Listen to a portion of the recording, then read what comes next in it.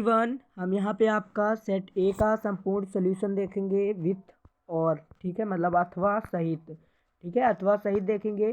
तो आप लोग वीडियो के अंत तक बने रहिएगा, हम आपको पूरा का पूरा संपूर्ण सोल्यूशन देंगे यहाँ पे, ठीक है। तो यहाँ पे आप लोग देख ही पा रहे होंगे पूरा का पूरा है, ठीक है। तो चलिए फिर यहाँ पे आपका अथवा भी आप लोग देख पा रहे होंगे, ठीक है। तो यहाँ पे आपका बहुत लंबा पीडीएफ है, ठीक है। तो चलिए शुरू करते हैं फिर आपका शुरुआत से ही। सेट ए का हम संपूर्ण सोल्यूशन देख के देंगे कक्षा 10वीं विज्ञान वालों। अगर आपने अभी तक सब्सक्राइब नहीं किया तो ज़रूर करना, ठीक है। चलिए शुरू करते हैं आपकी वीडियो। पहला है, मनुष्य में वृक्क एक तंत्र का भाग है जो संबंधित है उत्सर्जन से, ठीक है, उत्सर्जन हो जाएगा आपका। दूसरा क्या है, मानव में मादा जनन तंत्र भाग है, भाग किसका है, शुक्रवाहिनी का है, ठीक है, शुक्रवाहिनी का। मनुष्य में लिंग गुणसूत्र की संख्या कितनी होती है, एक जोड़ी, ठीक है। किसी दर्पण से हाथ चाहे कितनी दूरी पर खड़े हो आपका प्रतिबिंब सदैव सीधा प्रतीत होता है। संभवतः दर्पण है या तो समतल या उत्तल, ठीक है। चलिए अगला देखते हैं, एम्पियर का जो मान होता है वो क्या होता है, 1 कूलाम या फिर 1 सेकंड, ठीक है। विद्युत धारा उत्पन्न करने वाली युक्ति को क्या कहते हैं, जनित्र कहते हैं, ठीक है, जनित्र। रिक्त स्थानों की पूर्ति करना है, जब संगमरमर का जो रासायनिक सूत्र है CaCO2CO3 है, ठीक है। जो अयस्क में जो उपस्थित मिट्टी रेत अशुद्धियाँ गैंग कहलाती हैं, क्या कहलाती हैं, गैंग, ठीक है। थायरॉक्सिन हार्मोन के संश्लेषण के लिए आयोडीन अनिवार्य है, क्या अनिवार्य है, आयोडीन, ठीक है। जब पुष्प में पुंकेसर स्त्री केसर दोनों उपस्थित होते हैं तो उन्हें द्विलिंगी पुष्प कहते हैं, क्या कहते हैं, द्विलिंगी पुष्प, ठीक है। तीसरा क्या है, किसी गोली दर्पण की जो फोकस दूरी है उसकी वक्रता आधी हो जाती है, कितनी हो जाती है, आधी होती है, ठीक है। जब कोई प्रकाश किरण सघन से विरल के माध्यम से प्रवेश करती है तो अविलंब कहलाती है, क्या कहलाती है, विलंब से दूर हट जाती है, ठीक है। किसी विद्युत धारा के जो सतत तथा बंद पथ को विद्युत परिपथ कहते हैं, क्या कहते हैं, विद्युत परिपथ, ठीक है। सही जोड़ी आपका बनाना है। तो पहला जो है सिरका का हो जाएगा एथेनाइक अम्ल, दूसरा पारा अमलगम, तीसरा केंद्रीय तंत्रिका तंत्र मस्तिष्क एवं मेरुरज्जु, चौथा क्या है, तीसरा अलैंगिक प्रजनन कायिक प्रवर्धन, चौथा वंशानुगत लक्षण तो हो जाएगा जुड़े कर्णपाली, पांचवा प्रकाश का प्रकीर्णन टेंडल प्रभाव, विद्युत धारा अमीटर, और परितंत्र में ऊर्जा प्रवाह एक द्विसिक, ठीक है। एक शब्द एक वाक्य में उत्तर लिखना है, तो CaOCl2 का प्रचलित नाम लिखिए, तो विरंजक चूड़ी हो जाएगा, आप ब्लीचिंग पाउडर, ठीक है, दो में से कोई आप लिख सकते हैं। पौधों में प्रकाश के अवशोषण के कौन कौन सा कारण जो है उत्तरदायी होता है, ठीक है। तो पर्णरहित क्लोरोफिल, ठीक है। केंद्रीय तंत्रिका तंत्र की जो संरचनात्मक इकाई क्या है, न्यूरॉन है, ठीक है, क्या है, न्यूरॉन है। अब DNA का पूरा नाम लिखिए, तो डीऑक्सीराइबोज न्यूक्लिक अम्ल। लेंस की जो क्षमता का जो SI मात्रक है वो क्या है, डायप्टर। समान दृष्टि के व्यक्ति के लिए स्पष्ट दर्शन की अल्पतम दूरी कितनी होती है, 25 सेंटीमीटर, ठीक है। विद्युत चुंबकीय प्रेरणा की खोज किसने की, फेराडे ने, किसने की, फेराडे ने, ठीक है। अब प्रश्न क्रमांक 5 के आपको तेल एवं वसा युक्त पदार्थों को नाइट्रोजन से प्रभावित किया जाता है, क्यों। तो तेल एवं वसा युक्त पदार्थों को नाइट्रोजन से इसलिए प्रभावित करते हैं क्योंकि नाइट्रोजन गैस किसी अन्य गैस से अभिक्रिया नहीं करती, जिससे खाद्य पदार्थ लंबे समय तक सुरक्षित रहे, ठीक है। अथवा क्या है, जब लोहे की कील कॉपर सल्फेट के विलयन में डुबाया जाता है तो विलयन का रंग क्यों बदल जाता है। तो जब लोहे की कील को कॉपर सल्फेट के नीले घोल में डुबाया जाता है तो लोहा कॉपर सल्फेट के घोल से कॉपर को विस्थापित करके फेरस सल्फेट का हरा विलयन बनाता है, इस कारण विलयन का रंग जो है वो बदल जाता है, ठीक है। सूत्र यहाँ पे आप लोग लिख लेंगे। चलिए आपका देखते हैं, उभयधर्मी ऑक्साइड क्या है। दो उदाहरण, जो ऑक्साइड अम्लीय एवं क्षार की दोनों गुणों को प्रदर्शित करते हैं उभयधर्मी ऑक्साइड कहलाते हैं, ठीक है। चलिए आपका अगला देख लेते हैं, अथवा ये सूत्र है, सॉरी ये उदाहरण है, एल्यूमिनियम ऑक्साइड और जिंक ऑक्साइड, ठीक है। अब आपका अथवा क्या है, आघातवर्धनीयता एवं तन्य को परिभाषित कीजिए। तो आघातवर्धनीयता वे धातुएं जो पीटने पर पतली चादर की तरफ फैल जाती है आघातवर्धनीयता कहलाती है। जो तन्य है वो धातु जिनके तार खींचे जा सकते हैं तन्य कहलाती है, ठीक है। साबुन और अपमार्जक में कोई दो अंतर, साबुन वसा अम्लों के उच्च सोडियम का पोटेशियम लवण होता है, दूसरा अपमार्जक एक लंबी श्रृंखला वाले सोडियम लवण होते हैं। जो दूसरा है साबुन जो है वो कठोर जल के साथ अच्छा झाग नहीं देता, अपमार्जक कठोर जल के साथ अच्छा झाग देते हैं, ठीक है।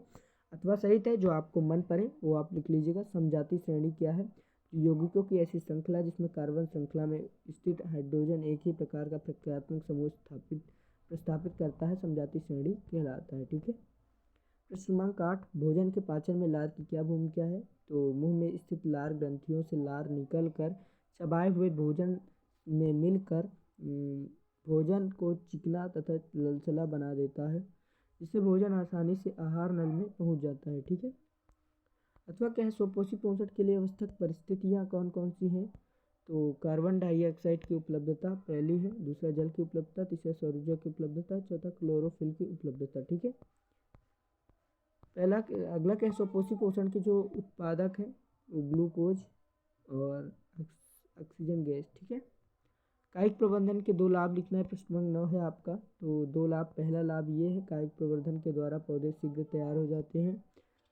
दूसरा क्या, इस विधि से प्राप्त पुत्री पौधे हर प्रकार से जनन पौधों के समान होते हैं। ठीक है। हाइड्रा में मुकुलन क्रिया विधि की क्रिया लिखना है, तो ये आप लोग लिख लेंगे।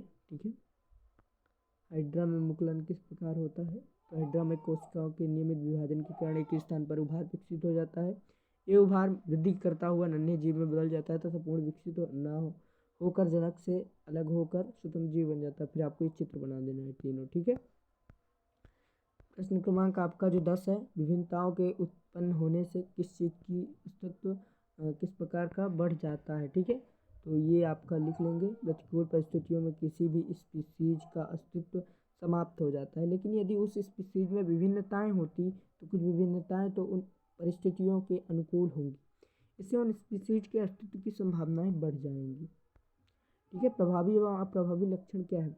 जब विपरीत लक्षणों के जोड़े में क्रॉस कराया जाता है तो वो पीढ़ी में जो लक्षण प्रदर्शित होते हैं प्रभावी लक्षण कहलाते हैं। ठीक है। अप्रभावी लक्षण, जब विपरीत लक्षणों के जोड़े में क्रॉस कराया जाता है तो पहली पीढ़ी में जो लक्षण छिपा रहता है उसे वह प्रभावी लक्षण कहलाते हैं। ठीक है। हीरे का अपवर्तनांक 2.2 है। इस कथन के से क्या आशय? हीरे का जो अपवर्तनांक है 2.2 से अभिप्राय है कि प्रकाश के हीरे में चाल उसकी निर्वात में चाल 3 × 10⁸ EMS-1 का 1/2.42 गुना है। दूसरे शब्दों में निर्वात में प्रकाश की जो चाल है वो 2.42 x हीरे में प्रकाश की चाल है। ठीक है। उत्तल दर्पण की फोकस दूरी ज्ञात कीजिए जिसकी वक्रता 32 सेंटीमीटर है। तो दिया है, यहाँ पे आपका सवाल है। ठीक है। ये आप लोग हल कर लीजिएगा। 16 सेंटीमीटर आपका उत्तर आ जाएगा। प्रश्न नंबर 12, प्रकाश के परिवर्तन के जो नियम है वो लिखना है। तो प्रकाश की परिवर्तन घटना के दौरान जो आपतन कोण तथा परिवर्तन कोण दोनों का मान बराबर होता है। ठीक है। दूसरा क्या है, आपकी किरण, परावर्तित किरण तथा अभिलंब तीनों एक तल में रहते हैं। अथवा देख लेते हैं आपका, निम्न परिस्थितियों में प्रयुक्त दर्पण का प्रकार बताइए। जो किसी कार का हेडलाइट होता है वो क्या होता है? उत्तल दर्पण। जो भी किसी वाहन का जो पश्च दृश्य होता है वो भी उत्तल दर्पण ही होता है। ठीक है। चलिए प्रश्न क्रमांक 13 की ओर बढ़ते हैं। विद्युत परिपथ आरेख में उपयोग आने वाली किन्हीं 4 अवयवों के प्रतीक बताइए। पहला है विद्युत सेल, जिसका प्रतीक ये है, आप लोग देख पा रहे होंगे यहाँ पे ये लगा है। ठीक है। दूसरा तार संधि, जिसका ये अवयव है। ठीक है। इधर प्लस, और जो वोल्ट मीटर है उसका यहाँ पे बी लिख देना है बीच में आपको, यहाँ पे प्लस और यहाँ पे माइनस और यहाँ पे ये। ठीक है। और जो बल्ब है उसका ऐसे बना के ऐसे कर देना है। ठीक है। इसे ऐसे बना के ऐसे कर देना है। ठीक है। ये विद्युत बल्ब है। चलिए आपका अगला देखते हैं। फ्यूज तार किस प्रकार विद्युत उपकरणों को नष्ट होने से बचाता है? तो फ्यूज तार धातु या मिश्र धातु के तार का टुकड़ा होता है जिसे विद्युत परिपथ के साथ श्रेणी क्रम में संयोजित किया जाता है। यदि परिपथ में एक विशिष्ट मान से अधिक धारा प्रवाहित होती है तो फ्यूज तार का माप जो है बढ़कर उसके गलनांक तक पहुंच जाता है, जिसके कारण फ्यूज तार गल जाती है और परिपथ टूट जाता है। इस प्रकार तार विद्युत उपकरणों का बचाव करता है। ठीक है। क्वेश्चन नंबर जो 14 है, चुंबकीय क्षेत्र रेखाओं के कोई 2 गुण लिखिए। चुंबकीय क्षेत्र के 2 गुण निम्नलिखित हैं। पहला, ये काल्पनिक चुंबकीय क्षेत्र रेखाएं चुंबक के उत्तरी ध्रुव से प्रकट होती हैं तथा दक्षिणी ध्रुव पर विलीन हो जाती हैं। जो दूसरा है, चुंबकीय क्षेत्र रेखाएं एक बंद वक्र होते हैं। ठीक है। फ्लेमिंग के हस्त नियम लिखना है आपका, अथवा है। तो फ्लेमिंग का हस्त नियम, इस नियम के अनुसार अपने बाएं हाथ की तर्जनी, मध्यमा और अंगूठे को इस प्रकार फैलाइए कि ये तीनों एक दूसरे के परस्पर लंबवत हों।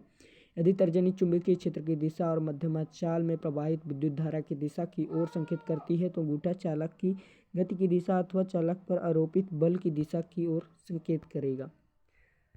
15वां क्या है, दिष्ट धारा तथा प्रत्यावर्ती धारा क्या है। दिष्ट धारा का परिणाम जो है, परिमाण वह दिशा समय के साथ नहीं बदलते हैं। समान वोल्टेज की दिष्ट धारा प्रत्यावर्ती धारा की अपेक्षा कम खतरनाक होती है। प्रत्यावर्ती धारा का जो परिमाण होता है वह दिशा समय के साथ बदलते रहते हैं। समान वोल्टेज की प्रत्यावर्ती धारा दिष्ट धारा की अपेक्षा अधिक खतरनाक होते हैं। अथवा आपका क्या है, किसी विद्युत धारा में लघु पतन कब होता है, जब घरेलू विद्युत परिपथ में खराब एवं क्षतिग्रस्त तारों के कारण जब किसी विद्युन्मय एवं उदासीन तार सीधे एक दूसरे के संपर्क में आ जाते हैं तो परिपथ में धारा का जो मान है बहुत अधिक हो जाता है तथा विद्युत परिपथ का प्रतिरोध लगभग शून्य हो जाता है। इस घटना को लघु पतन कहते हैं। परितंत्र में अपमार्जनों की क्या भूमिका है। परितंत्र में अपमार्जकों की भूमिका। अपमार्जक उत्पादकों एवं विभिन्न प्रकार के उपभोक्ताओं के मृत शरीर का अपघटन करके जटिल कार्बनिक पदार्थों को सरल कार्बनिक पदार्थों में परिवर्तित कर देते हैं। इनको उत्पादकों द्वारा मृदा में पोषण के लिए अवशोषण कर लिया जाता है। ठीक है। अथवा ये आपका जैव निम्नीकरण या निम्नीकृत पदार्थ क्या है, उदाहरण लिखिए। तो ये वे पदार्थ जो सूक्ष्म जीवों द्वारा आसानी से अपघटित हो जाते हैं तथा अपघटन के बाद हानिकारक पदार्थ नहीं बनते, जैव निम्नीकृत पदार्थ कहलाते हैं। ठीक है। घरेलू अपशिष्ट, मलमूत्र, वहित मल, कृषि एवं जंतु अपशिष्ट आदि। क्वेश्चन नंबर 17, वियोजन अभिक्रिया को संयोजन अभिक्रिया विपरीत क्यों कहा जाता है। तो वियोजन अभिक्रिया में एकल अभिकर्मक टूटकर 2 या 2 से अधिक उत्पाद बनाते हैं, जबकि संयोजन में 2 या 2 से अधिक अभिकर्मक संयुक्त होकर एकल उत्पाद बनाते हैं। ठीक है। ये आपकी दोनों की जो है समीकरण है। अथवा क्या है, हाइड्रोजन प्लस क्लोरीन, इसके आप लोग को रासायनिक समीकरण लिखना है। तो यहाँ पे आपका उत्तर मिल जाएगा। ठीक है, लिख लीजिए आप लोग वीडियो रोक के। चलिए आपका अगला देखते हैं। क्वेश्चन नंबर 18, निम्नलिखित हार्मोन्स के कार्य लिखना है। साइटोकाइनिन प्रोटीन के संश्लेषण में जो सहायक कोशिकाओं एवं तने की जो लंबाई है उसमें वृद्धि, पार्श्वकालिकाओं में वृद्धि। ऑक्सिन क्या है, कोशिकाओं की जो लंबाई में वृद्धि, कोशिका विभाजन में सहयोग, पौधों की गतियों में नियंत्रण। ठीक है। एब्सिसिक अम्ल पत्तियों के एवं फूलों के जो खुलने एवं बंद करने की जो क्रियाओं का नियंत्रण है वो कहलाता है। ठीक है। अथवा क्या है, मधुमेह के रोगियों को चिकित्सा इंसुलिन का इंजेक्शन देकर क्यों की जाती है। इंसुलिन हार्मोन लैंगरहैंस के द्वीप समूह अग्नाशय से स्रावित होता है। मधुमेह रोग अग्नाशय द्वारा स्रावित हार्मोन इंसुलिन की कमी के कारण होता है। यह हार्मोन रुधिर में शर्करा स्तर को नियंत्रित करने में सहायक होता है। अतः डॉक्टर रोगी को इंसुलिन के इंजेक्शन लगवाने की सलाह देता है ताकि रुधिर में शर्करा का स्तर कम किया जा सके। क्वेश्चन नंबर 11 है, स्वच्छ आकाश का रंग नीला क्यों होता है। तो वायुमंडल के वायु के जो अणु होते हैं तथा अन्य सूक्ष्म कण नीले प्रकाश का अधिक प्रबलता से प्रकटन करते हैं, जिसके कारण प्रकटित नीला प्रकाश हमें आकाश से जाता हुआ प्रतीत होता है, इसलिए स्वच्छ आकाश का रंग नीला दिखाई देता है। अथवा क्या है, प्रश्न क्रमांक 20 है, प्लास्टर ऑफ पेरिस आर्द्रता की उपस्थिति में आसानी से जो जल को अवशोषित कर लेता है तथा कठोर ठोस पदार्थ जिप्सम का निर्माण करता है। अतः यदि प्लास्टर ऑफ पेरिस को अर्धरोधी बर्तन में नहीं रखा जाता तो इसकी जो पूरी मात्रा है जिप्सम में बदल जाती है। सूत्र है आपका। ठीक है। प्रश्न क्रमांक 21 है, मीथेन, ये इसमें आपको सूत्र बताना था। ठीक है। मीथेन, एथेन, प्रोपेन, संरचना सूत्र भी बताना था, ब्यूटेन। ठीक है। तो आप लोग इसको लिख लेंगे। चलिए अगला देखते हैं। प्रश्न क्रमांक आपका 22, यहाँ पे आपको चित्र बनाना है। ठीक है। यहाँ पे आप लोग चित्र बना लीजिएगा। ठीक है। चलिए आपका हो गया साथियों, हमने आपको पूरा विज्ञान का पेपर सॉल्व करवा दिया है। ठीक है। इसे आप लोग वीडियो रोक के लिख लीजिएगा। ठीक है। अगर आपको पीडीएफ चाहिए तो हमारे टेलीग्राम चैनल को जरूर ज्वाइन कीजिएगा, लिंक डिस्क्रिप्शन बॉक्स में दे दी जाएगी। और अगर आपने अभी तक सब्सक्राइब नहीं किया तो जल्द से जल्द कर लीजिए, क्योंकि हम आपको ऐसे ही अथवा सही एवं सटीक उत्तर आपके साथ लेके प्रस्तुत करेंगे। ठीक है। तो फिर मिलेंगे अगले वीडियो में। अगर आपने अभी तक वीडियो को लाइक नहीं किया तो एक लाइक इसके लिए ज़रूर कीजिएगा। धन्यवाद। मिलते हैं फिर अगले वीडियो में, तब तक के लिए जय हिंद, वंदे मातरम। पढ़ते रहिए, बढ़ते रहिए।